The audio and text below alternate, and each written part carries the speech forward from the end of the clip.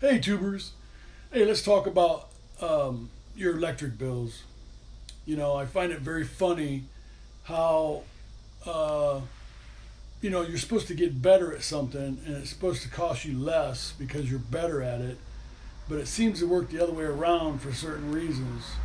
I think lawmakers make it possible for these businesses or electric companies to charge you more and more and have excuses to charge you more.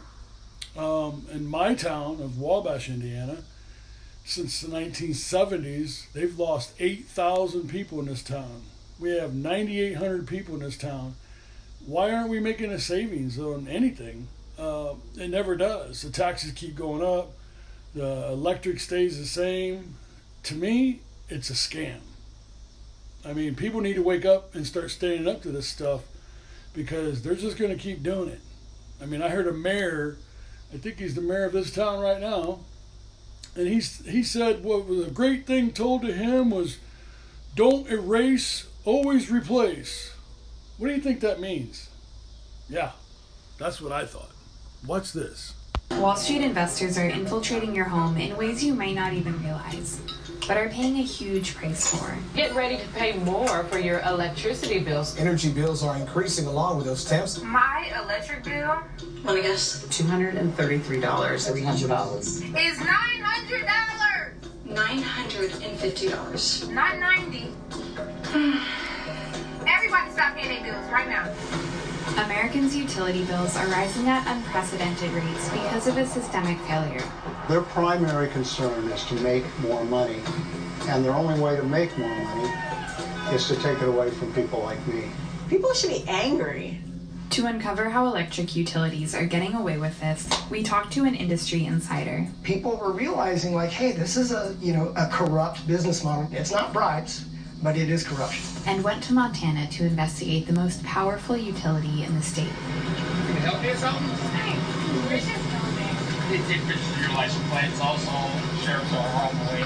This is a private facility. What we heard was a shocking account of how these companies are gaming the system and making homes uninhabitable.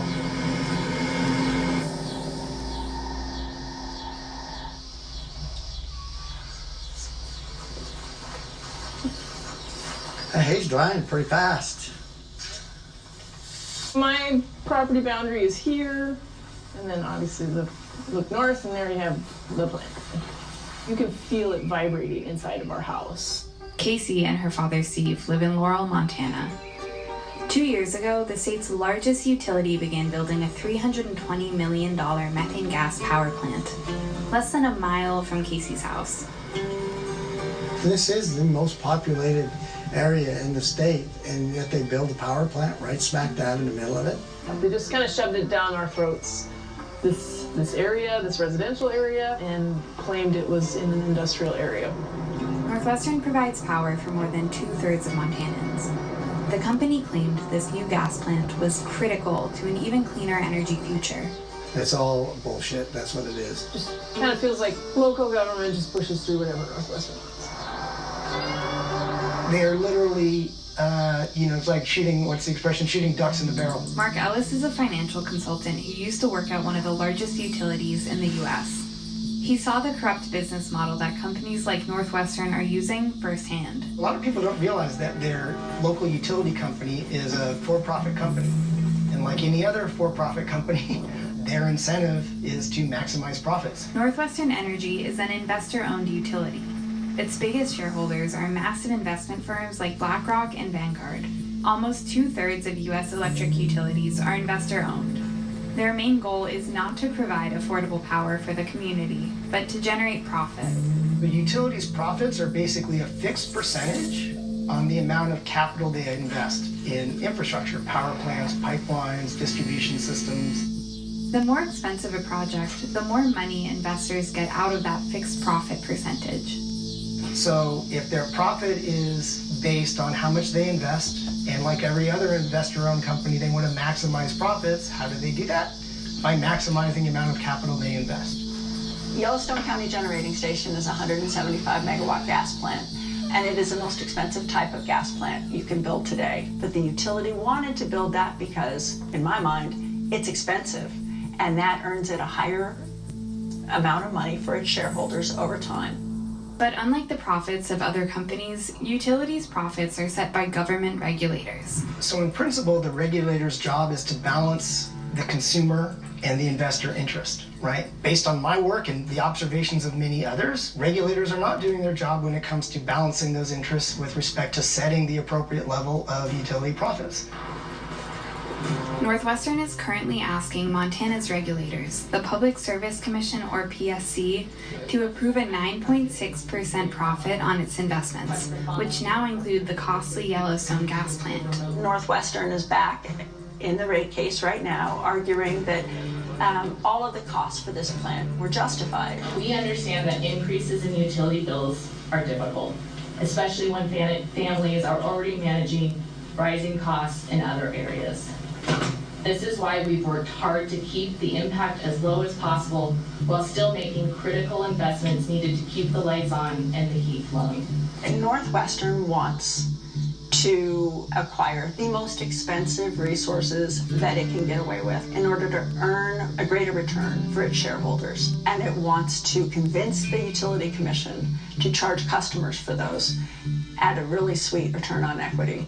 Regulators are supposed to grant profits that are fair and reasonable in order to avoid driving up costs for consumers that utilities serve. But the financial evidence is that these profits, or what's called the cost of capital, should be much lower.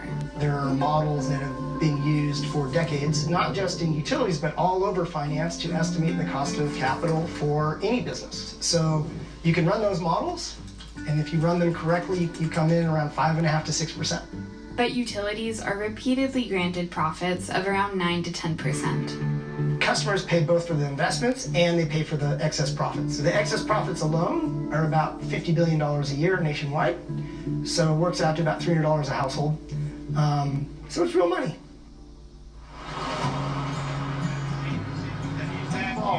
Your families and your communities. Thank you very much for being here. We are here today because we are fed up.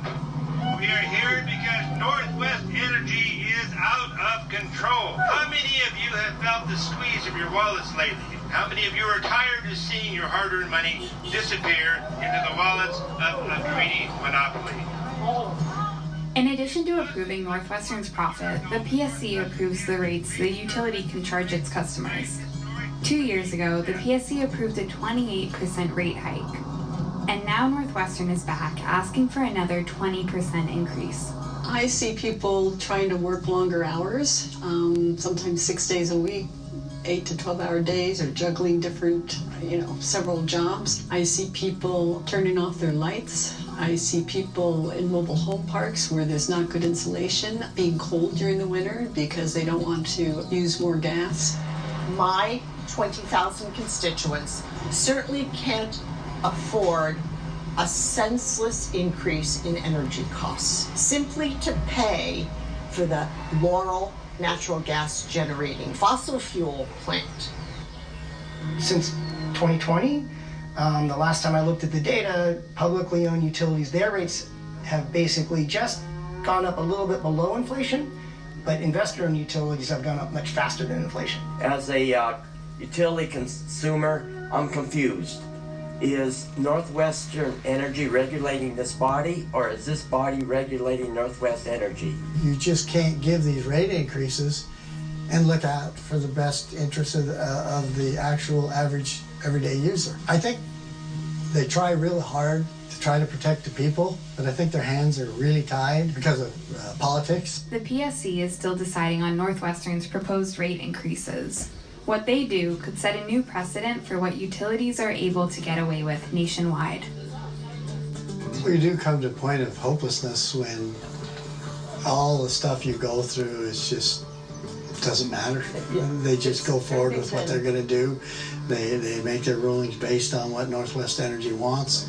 For Casey and Steve, the Yellowstone plan has fundamentally changed the place they live. The people in the area are really upset.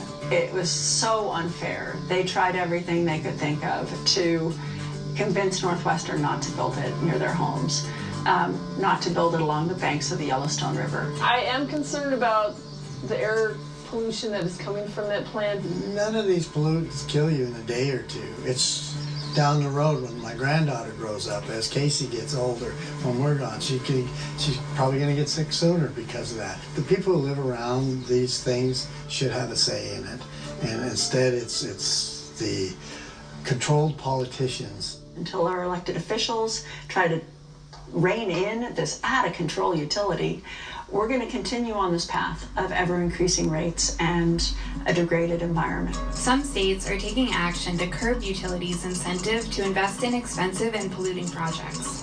This is starting to get political traction. You are continuing to see state and federal legislators saying, like, the rates are too damn high. 5 states recently introduced bills to match utilities' profits to what financial models actually say they should be. It hasn't gone anywhere, unfortunately, in any of the states, but the basic idea is like, hey, we need to formally legislate a standard, huge step in the right direction. Until then, it's up to regulators to put the interests of consumers ahead of corporations. Nationwide, they talk about an affordability crisis, and I think that that's starting to reach a tipping point. Whoever sees this, many, many people across the country are going to go, yeah, that's us. So I hope we have a good outcome, and I hope that will be an encouragement for others. You know, when I see that, and the citizens, the residents, the people didn't want that plant to be built, and they built it anyway. In other words, their voices were not heard, and it doesn't really matter. It reminds me of our town here in Wabash, Indiana, where they get this CO2 capture plant, and they built that before they even passed anything. The people have to have a 70% vote to okay it. They ain't going to get it. You see signs out everywhere, but you watch what happens. You watch, they'll end up running that plant anyway, and it just shows you that these corporations and your governments are not listening to you. They're working for themselves. They're not listening to you.